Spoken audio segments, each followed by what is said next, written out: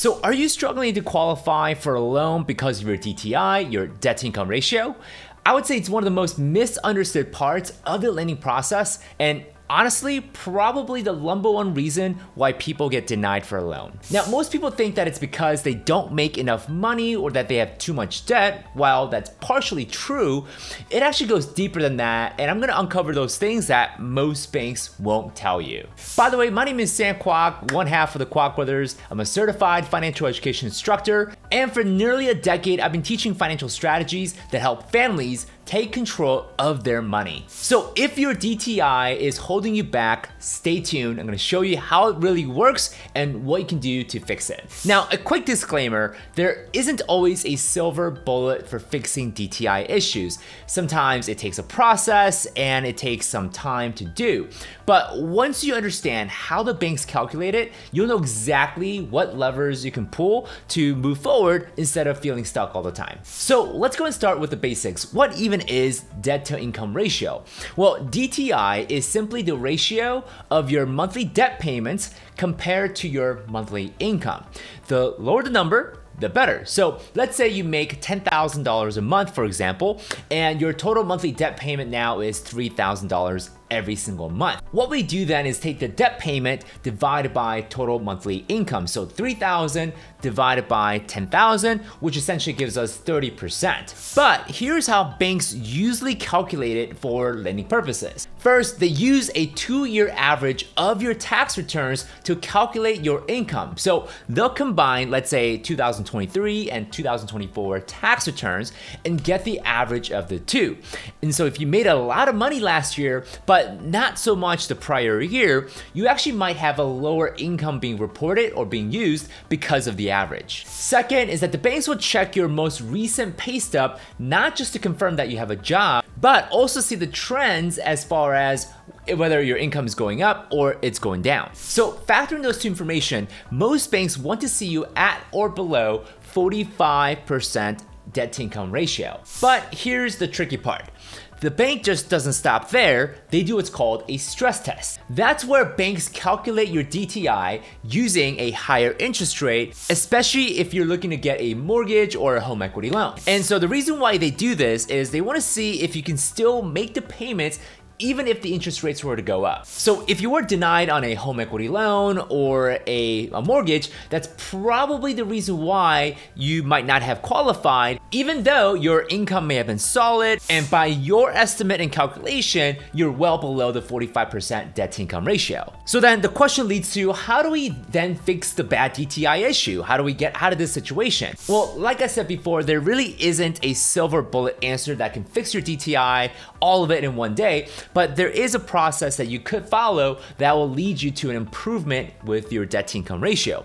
So the first thing is, it's an obvious one, and that is to pay down your debt, right? So even wiping out a small credit card balance could help you lower your overall monthly debt payment and thus lowering your debt to income ratio. Now, of course, this isn't going to be an overnight process, but it is certainly a way to lower your debt to income ratio over time. And I think this is generally a good practice overall to reduce not only the interest cost, but also free up your cash flow anyway. Number 2 way is to transfer or refinance debt. Now, a lower interest rate means a lower monthly payment, and of course that improves your debt to income ratio. So switching some or all of your debt to a lower interest rate loan can definitely help, but also lower the cost of the interest overall. And quite frankly, I would just almost always go with this route anyway to not only pay down your debt fast at the same time, but quite honestly, I would actually almost always go with this route of switching to a lower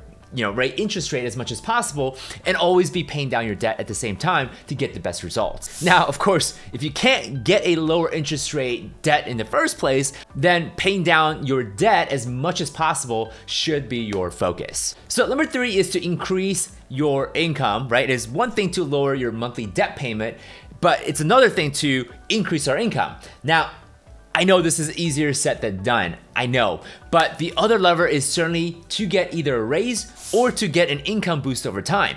So even if it means that you pick up a side hustle temporarily or a weekend business income, it can help to generate and give you that extra boost that affects your overall debt to income ratio. Now again, this isn't going to give you an overnight change because it needs to show up on your tax return to affect the income calculation that the banks are going to do, but it also generates some extra revenue and income for you, which is overall a good thing. Now, there is one quick thought that I have about income as a topic, but let me first tell you about number 4 method in terms of helping you with the debt to income ratio. And so the number 4 method is called debt consolidation. This is where you roll multiple payments and multiple debt into one loan so that it lowers your payments, which could help you get back in the healthier debt to income ratio range.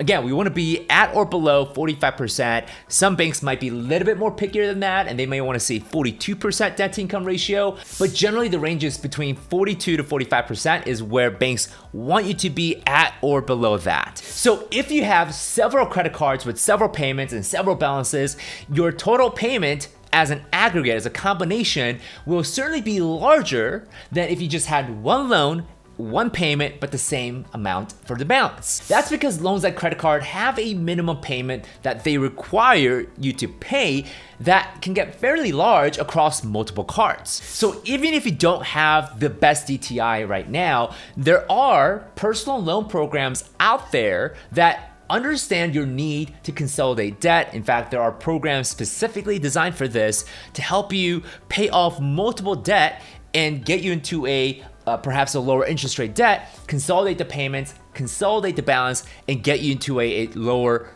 payment situation every month, which will now help you with the debt to income ratio situation. And then lastly, number 5 is something that we don't always think about, and it's a non-technical or non-numbers factor, and that is to check for errors. Banks can make mistakes, and they're humans too. Sometimes they might miss a documentation, or they forget to ask you for certain things, or maybe you haven't turned some documents in that may indicate that you have other types of income. So for example, if you have a spouse or a partner, you're married, and maybe you file taxes separately and you forgot to turn in your spouse or your married partner's tax return, which will make up the household income, and that will certainly make a difference in terms of your debt to income ratio calculation. I also sometimes see certain individuals not file their taxes for their business income, right? They may have like a rental, an Airbnb, or they might do an Uber, something along the side, and they forget to report those income into taxes, which will impact your income and can make a difference when it comes to your debt to income ratio. So be sure to check, because banks don't know, they don't have, this magical ability to know how much money you make unless you give them proof and the documents to show otherwise. So always make sure that you're submitting ample, sufficient, and all the documents that the banks need to properly calculate your debt to income ratio. Now, if you are self-employed, you're a 1099 contractor, maybe you have your own business, this is gonna be so important for you. Now, one of the biggest challenges for business owners or self-employed individuals is the write-offs. And oftentimes, too many deductions can adjust your gross income to look smaller on paper, even if your cash flow is strong and you have a large pile of cash sitting in your bank account. Now, of course, some deductions like depreciation on certain assets like real estate or equipment can be added back into the income calculation by the bank. So the underwriters will typically do this by taking your depreciation, deductions that can be added back, but not all lenders do it the same way. So if you are a business owner, make sure you work with a lender who not only understands that you're self-employed and you have self-employed income, but you may have to work with a CPA to get your tax return positioned in a way that's better for financing. Now, I'm not saying commit tax fraud or anything like that, but there are obviously things that you could do with your CPA to work with your CPA that will put you in a better position for financing. But unfortunately, it may mean that You may have to pay a little bit more taxes, maybe not, depending on your situation, but that's something that you may have to visit or at least revisit with your CPA to get you in a better position for financing. So ultimately, the bottom line is that if your DTI is holding you back, it's not the end of the world. There are certainly ways to get you back on track, whether it's pay down your debt, to restructure, to consolidate, to boost your income, and sometimes it just might be a paperwork or documentation issue that might be a challenge. So the key is to understand how the banks think, how the banks calculate this DTI, and how we can best position and show ourselves in a way that will obviously improve our debt to income ratio. So if this video helped you and you're in the search for a loan, or a family or a friend that is looking to get approved for a mortgage or looking to get financing, share this video with them. And of course, subscribe for more financial strategies and drop your questions down below in the comments. Sometimes I use your guys' questions to spin off into a different video that we may make and expand on that. So definitely leave your questions down below in the comments. And by the way, if you want to learn how to pay off your debt faster and to free up your cash flow, check out the links in the description for more resources. I have videos, I have content, and many more resources that can help you not only pay off your debt faster, but get into a better control when it comes to your financial future. So that being said, we'll see you in the next video.